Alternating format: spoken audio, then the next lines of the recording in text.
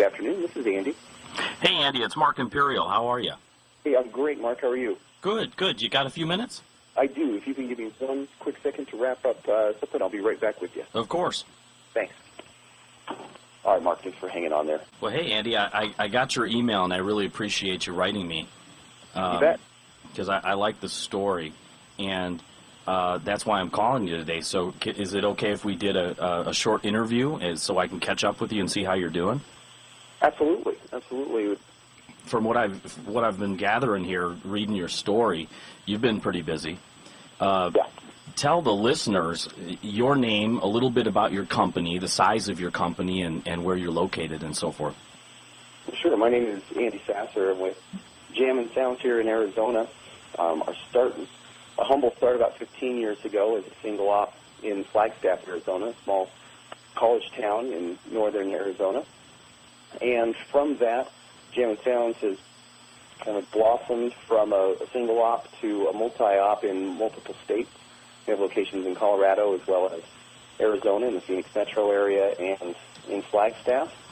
And I've been a part of this company for about 10 years now. Mm-hmm.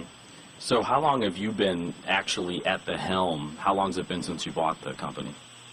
We expanded into Phoenix, and I did somewhat of a franchise in 2002 in Phoenix.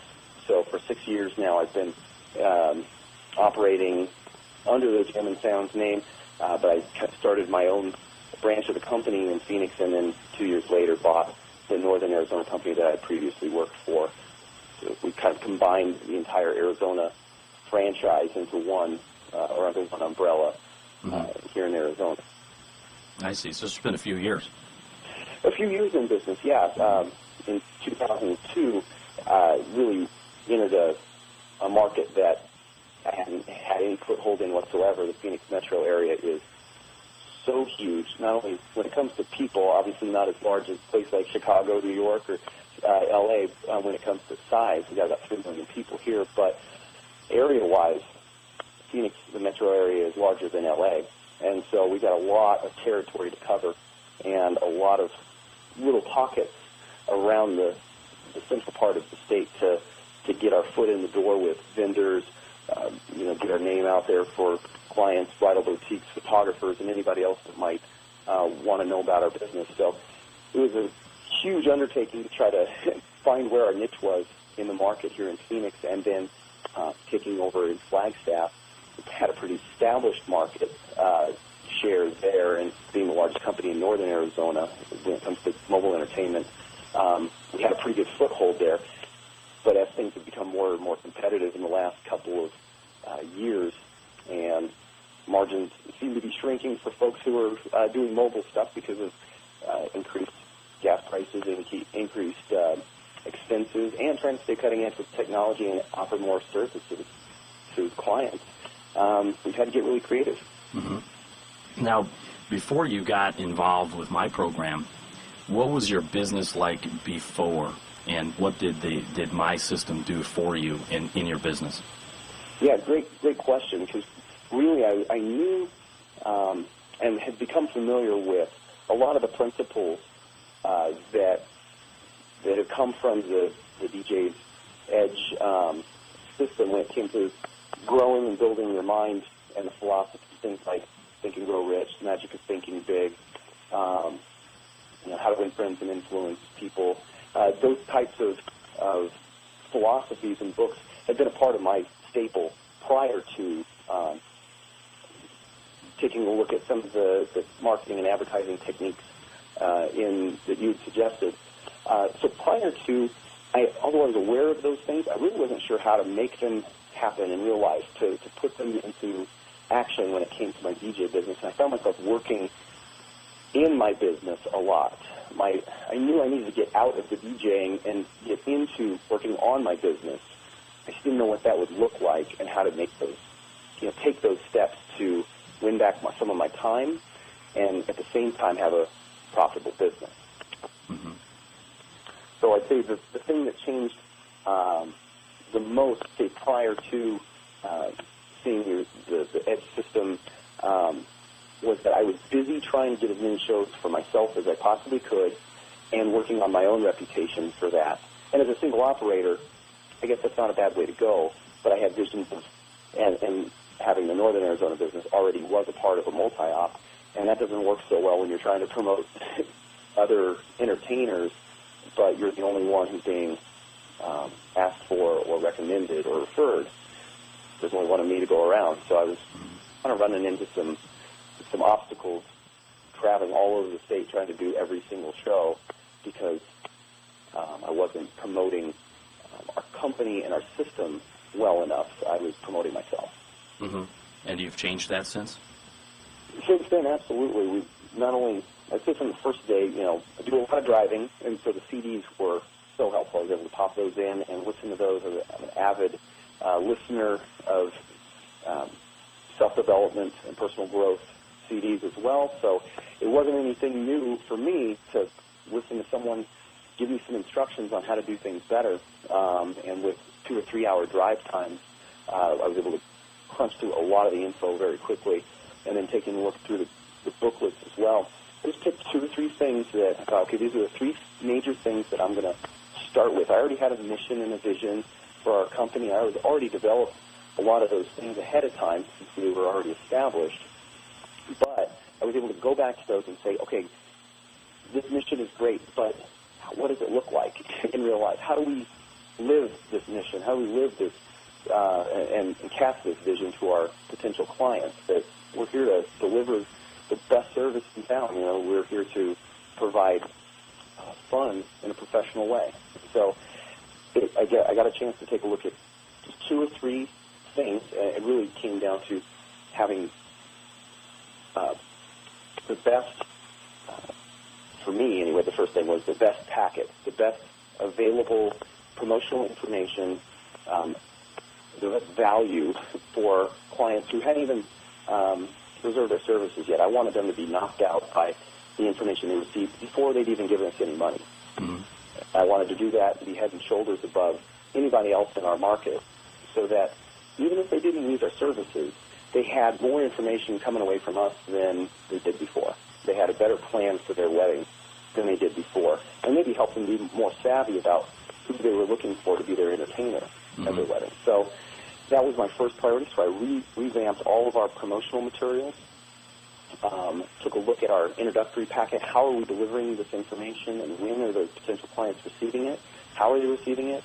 Do they like it? Asked a lot of questions. Mm-hmm. And did a lot of surveying. What was the response like to all that information? Because I know a lot of folks that aren't familiar with our kind of marketing would argue that nobody's going to read all that.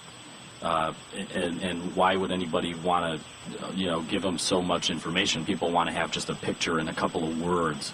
How do you feel about that? Right. Well, and it's understandable because there are definitely personality types out there who say just the facts, man. I just want, how much do you cost? That's the bottom line they want to know.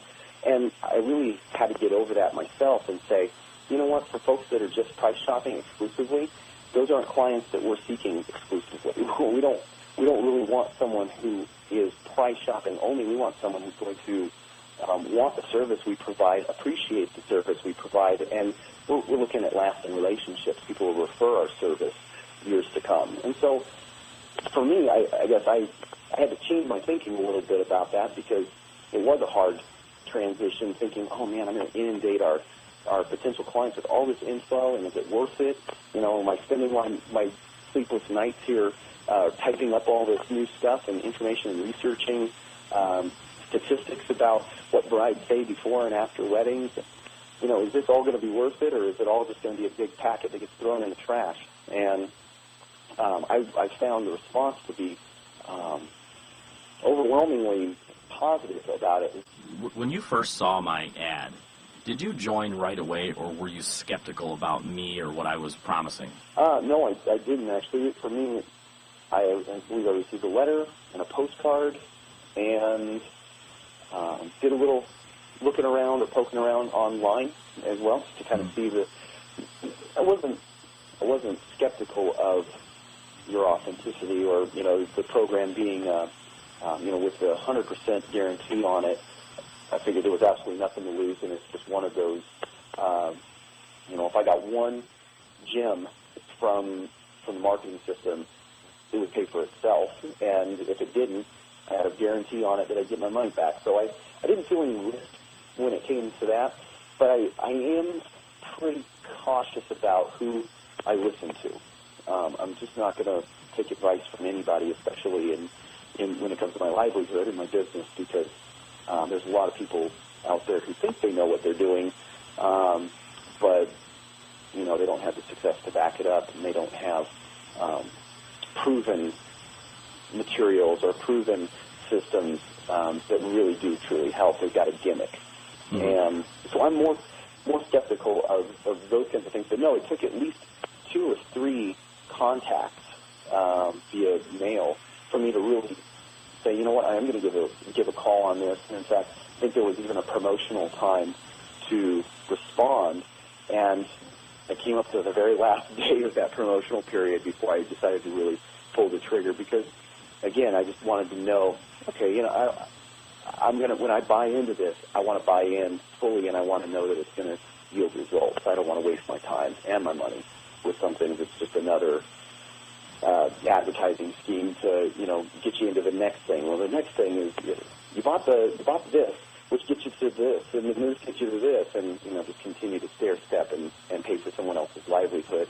Mm-hmm. As an advertising, what I appreciate about what you do is that you are in the trenches, and every weekend you're gigging just like the rest of us.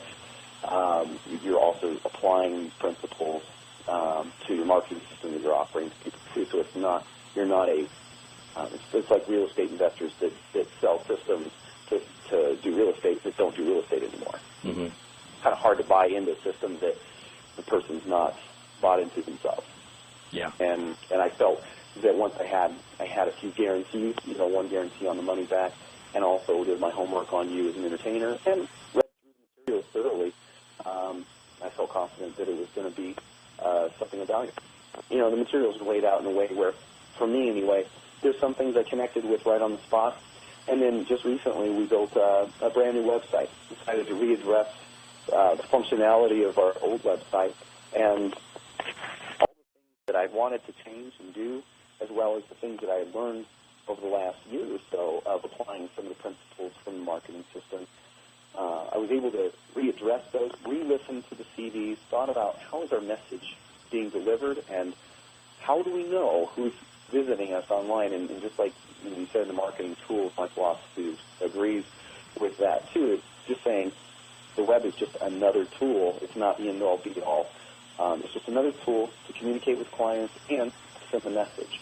And so as we approached building the site and designing it, definitely went that route, thinking I want to collect information. I want to give some things for free online, just to add some value to those that are visiting, to answer some questions for those that might be current clients, but also to capture some information so that we generate leads from our website as opposed to just having a passive medium for people to see pictures of us at someone else's wedding. That just didn't seem effective to me. And so, like I said, coming through, kind of reading it and reviewing it twice, 2 separate times, it was kind of like reviewing it brand new, taking the things that, I didn't pick that up last time, or I didn't think about it that way last time because I wasn't thinking along those lines. So as my thinking has changed, as our experiences have changed with, hey, this worked, this didn't work, this thing flopped, I was able to come at it with kind of a fresh set of eyes and apply some new things that weren't really applicable a year ago. That's great.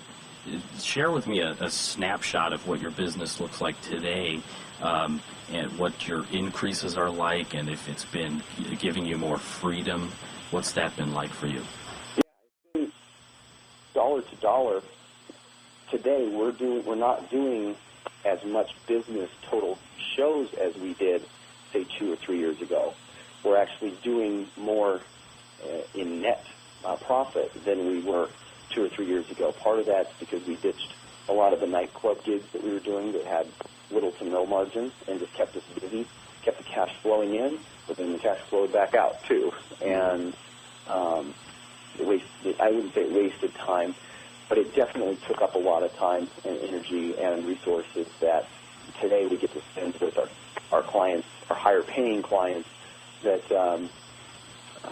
we can focus in on them as well as getting their friends, their family, and anybody else that's looking for a premium entertainer, finding ways to attract them. So, like I said, that's one thing that's changed. Our profits have gone up, even though our total growth has not.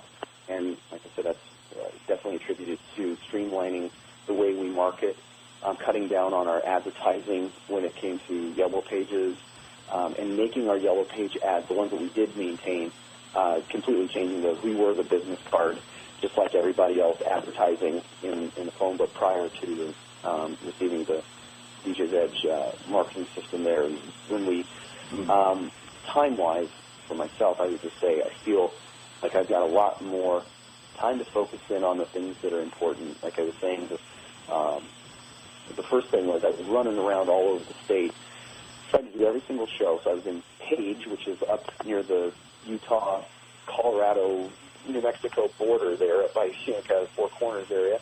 I'd be in Page one day, and then I'd be in the Grand Canyon the next, and then I'd be in Phoenix or Tucson the next day, and literally driving myself crazy, trying to get from show to show.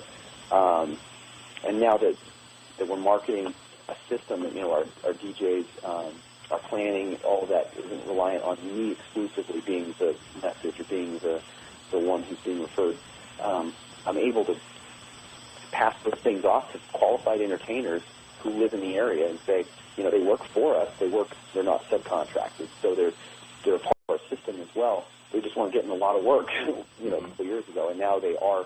So because of that, I'm able to put the right people in the right places, which has bought back some of my time. We're still making profits because we're charging more for our services.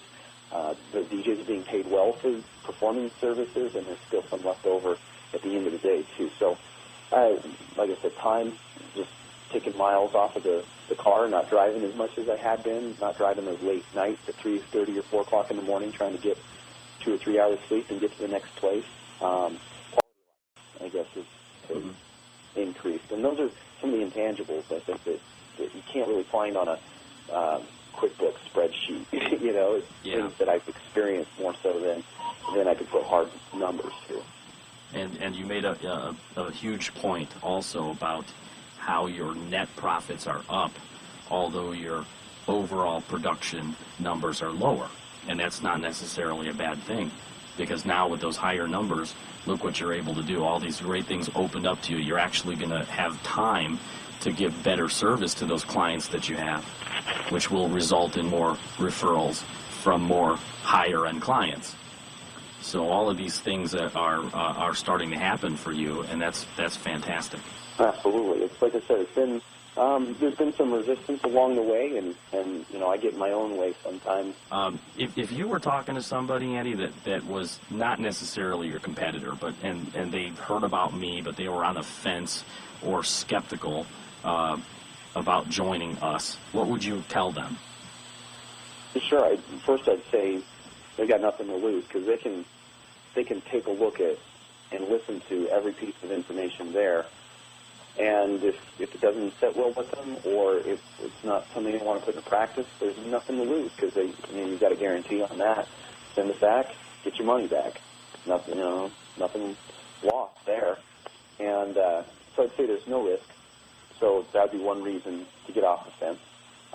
Two, I'd say I know it's easy to, and I did this too. I mean, this is why it took me a couple of contacts and even a couple of days to really pull the trigger and respond. As you think about it, you go, well, okay, that's $800 or $900 or $1,000 or whatever it might be that you're looking to invest. And really, first thing is, if we're looking at it as an investment, then that's a good start, because the minute we start thinking about that as, oh man, how much is that going to cost me? Well, it's going to cost you nothing if it brings in, 20 times that amount. It's going to profit you. And so that thinking is a good place to start as far as the philosophical thinking on how this is going to work out. But I know it's a stretch. I put it on a credit card. At the time, we hadn't had cash flow in about 2 weeks, and so I didn't have the money in in our checking account to cut that check at that very moment that I was going to pull the trigger. And so I put it on the credit card, and I thought, well, I got 30 days or so, and if I return it, I won't even get interest. So I would say for that person, get it, try it, and I feel confident that it will change thinking, which is always a good thing. Get something out of it, even if you don't want it. And the association part, you can't get past that. When we associate with other quality thinkers, other quality DJs, people that are on the right track, not the bottom of the barrel, scraping the bottom kind of guys that are doing shows for, like you said, $200, $300, $400, $500, $700 even. When we're associating with other people who have a prosperity mindset or the idea that there's a lot of, there's clients out there for each and every one of us who just happen to reach them.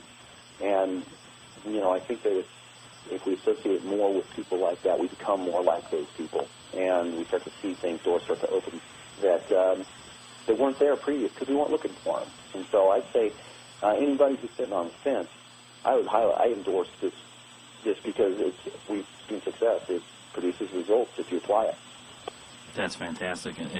And did you start seeing returns right away when you started implementing? I did, and what it came down to actually at first was me just getting focused. It really helped me. I got excited. I was waiting for that package to arrive. I was like, when you're a kid and you order something out of a comic book or whatever, send in the coupons from the cereal box, and you're just waiting for your X-ray glasses to show up. I know that feeling.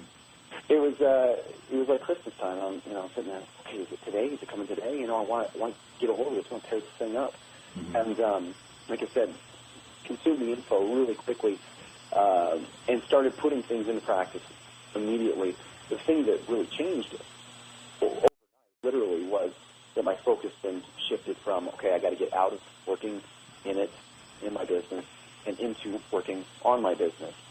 And that was the first step, being focused in on marketing and what that meant for our company. How do we position ourselves? What are we saying to our clients and potential clients? And how do we get the people that we want to hire us and use our services? So, like I said, that happened overnight. And as a result of that, my intensity, I think, for trying to figure out how it was all going to come together, I think people were, when they would call in or when I would contact them about our services, I think that enthusiasm and that newly reignited fire and passion for what we do, I think that was bleeding through, and I think that made a difference. Just talking to people on the phone when they called, it was like a new office. Hey, thanks for calling. This is Andy. What can I do for you? And hi, we're getting married. Oh, that's great. Awesome. When we get married, and I'm more excited than they are, and they're probably thinking, what?